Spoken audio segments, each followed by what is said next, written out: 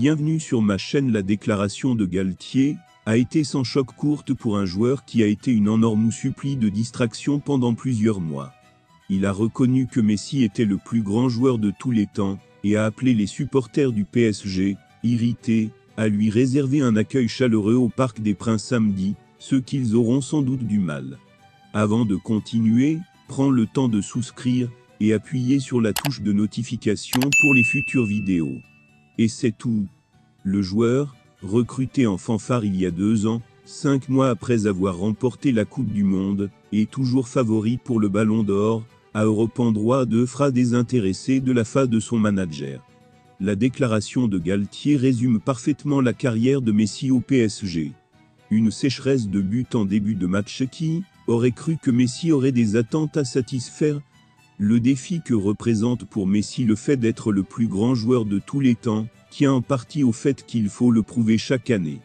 Les trolls de Twitter ont besoin de munitions pour leur guerre quotidienne sur Internet. Une sécheresse de buts en début de match. Qui aurait cru que Messi aurait des attentes à satisfaire? Le défi que représente pour Messi le fait d'être le plus grand joueur de tous les temps, tient en partie au fait qu'il faut le prouver chaque année. Les trolls de Twitter ont besoin de munitions pour leur guerre quotidienne sur Internet. Mais ces guerriers ont été privés de matériel solide pendant les premiers mois de l'Argentin à Paris.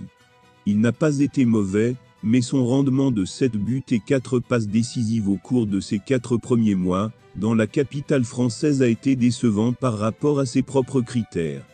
Bien entendu, le fait que les ultras du PSG aient rejeté une grande partie de la responsabilité sur le nouveau venu, Messi, n'a pas arrangé les choses.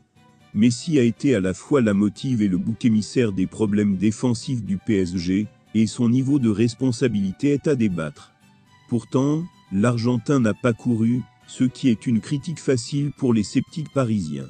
Merci d'avoir regardé cette vidéo, et je vous prie de laisser vos commentaires.